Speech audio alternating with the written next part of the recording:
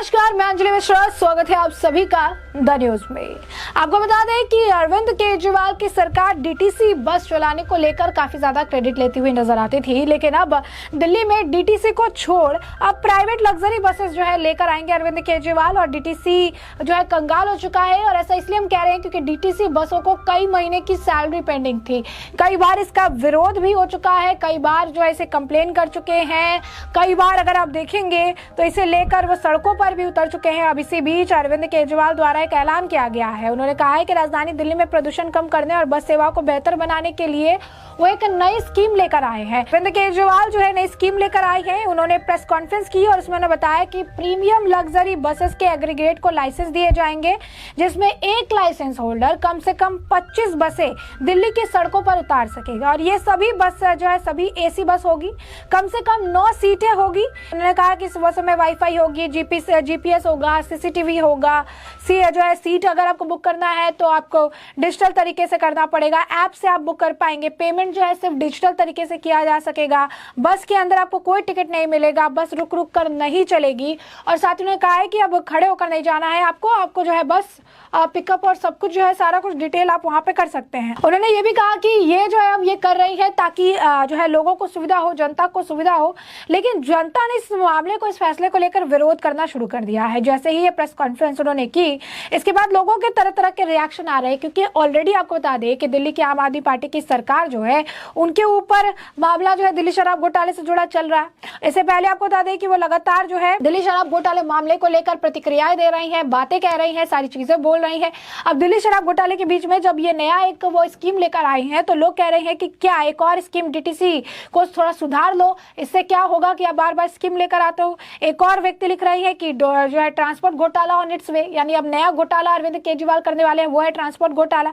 कुछ लोग कह रहे हैं कि इसमें कहीं ना कुछ घोटाले की स्कीम तो नहीं है कि अरविंद केजरीवाल इसे कर रही है। कुछ लोग कह रही है कि अब जो है बहुत जो अच्छा स्टेप देने का प्रयास कर रही है, लेकिन ये बहुत ही ज्यादा बेकार इनका डिसीजन है, और वो भी इस डिसीजन से वो ज्यादा से ज्यादा पैसा कमाना चाहते हैं। ट्रैवल इंडस्ट्री माफिया को प्रमोट कर रही है, और ट्रैवल इंडस्ट्रीज माफिया के बसेस जो है अब दिल्ली में चलाए जाएंगे। अब जो है डीटीसी क्या अपना ओन बस या फिर चीजें जो है बाय नहीं कर सकती है। अब उन्हें प्राइवेट ऑपरेटर को बसेस के कॉन्ट्रैक्ट देने की क्या जरूरत है, और अकाउंटेबिलिटी की क्या, सेफ्टी का क्या, पैसेंजर की सिक्योरिटी का क्या, इसके बारे में आखिर कोई क्यों नहीं सोच रहा है। कुछ लोग तो इस वजह से भी इन पर तंज कस रहे हैं क्योंकि अरविंद केजरीवाल, भगवत मान के पार्टी के सारे नेता जब स्टेज पर जाते हैं, जनसभाओं को संबोधित करते हैं, तो एक ही बयान स्टेटमेंट में लूप में देते रहते हैं कि मोदी ने नदियां भेज दी, मोदी ने एयरपोर्ट भेज दिया, मोदी ने रेलवे भेज दिया, मोदी ने जो है घर भेज दिए, मोदी ने ये कर दिया, मोदी ने वो कर दिया, मोदी ने एसबीआई भेज दिया, मोदी ने एलआईसी भेज दिया। सब ये जो है ये सारे बयान जो इनके द्वारा दिए जाते हैं कि मोदी ने ये भेज दिया, वो भेज दिया, सब भेज दिया। अब लोग कह रहे हैं कि पहले बोलते थे कि मोदी जी रेलवे और एयरपोर्ट प्राइवेट कर रहे हैं, अब खुद दिल्ली गवर्नमेंट ही प्राइवेट क्या होती हुई नजर आ रही है। इसके बाद कुछ लोग कह रहे हैं कि इससे दारू से बड़ा घोटाला होगा। डीटीसी को ये प्राइवेट हाथों में बेचने का ये इनका नया तरीका है, नया हथकंडा है, जिस हथकंडे को अपनाकर अब ये डीटीसी का भी प्राइवेटाइजेशन जो है कर रहे हैं। और उसके बाद कुछ लोग कह रही हैं कि प्राइवेट कॉन्ट्रैक्टर्स को जो है शीला दीक्षित की सरकार ने खत्म किया था और अब इसे इसने शुरू कर दिया है। ये जो है क्रांतिकारी है अरविंद केजरीवाल, और ये क्रांतिकारी के चक्कर में सिर्फ घोटालेबाजी करना चाहता है, इस वजह से ये कर रहा है।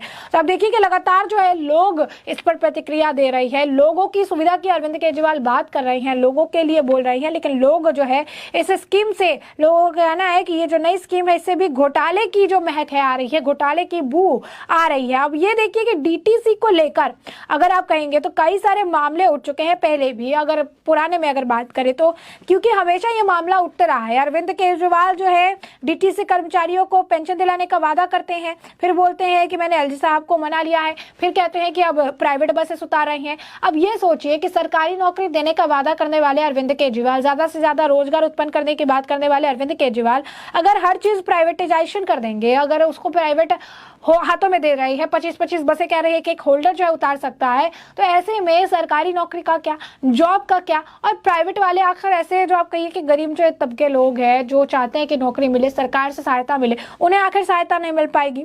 तो ऐसे में अगर आप देखेंगे तो पहले कहा जा रहा था कि डीटीसी में ये 400 इलेक्ट्रिक बसें शामिल करेंगे, एलजी और सीएम मिलकर जो है इस पर फैसला ले लेंगे, और उसके बाद चीजें निकल कर आई थी। यही नहीं, आपको बता दें कि डीटीसी बस के जो मार्शल है उनको 5 महीने तक इन्होंने सैलरी नहीं दी थी। 5 महीने जो पूरी तरीके से अरविंद केजरीवाल या कहिए सरकार के ऊपर डिपेंडेंट थे अपनी रोजी रोटी के लिए, अपनी कमाई के लिए, अपनी हर चीज के लिए, उन मार्शलों को इन्होंने 5-5 महीने सैलरी नहीं दी थी। जिसके बाद केजरीवाल के घर के बाहर इन्होंने जमकर प्रदर्शन भी किया था, लेकिन इससे केजरीवाल जी को कोई फर्क जो है नहीं पड़ता। उनसे इनका कुछ आना जाना, कुछ लेना देना नहीं है, क्योंकि अरविंद केजरीवाल जो है वो अपने हिसाब से अपनी चीजें देखते हैं और अपने हिसाब से जो है चीजें करते हैं। वैसे में 5 महीने की सैलरी नहीं मिली थी, जिसके बाद जो है काफी ज्यादा उनका गुस्सा देखने के लिए मिला था। कई महीनों से वेतन पेंडिंग थी, जिसके बाद डीटीसी मार्शलों ने दिल्ली में प्रदर्शन भी किया था। काफी जो है जमकर प्रदर्शन हुआ था।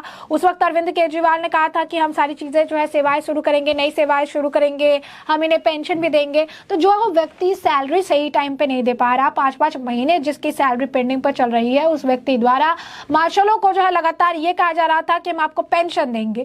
और इसके बाद आपको बता दें, इलेक्ट्रिक बसें लाने की भी बात कर रहे थे। ये भी कह रहे थे कि डीटी बसों में से महिलाएं नहीं, श्रमिकों को भी फ्री में सफर मिलने की बात कर रहे थे। ये सारी चीजें कहने के बाद अभी अरविंद केजरीवाल ने पलटी मारी है, और पलटी मार के अब वो सीधा कह रही है कि प्राइवेट जो है लोनर्स वो एसी वाले बस उतार सकते हैं।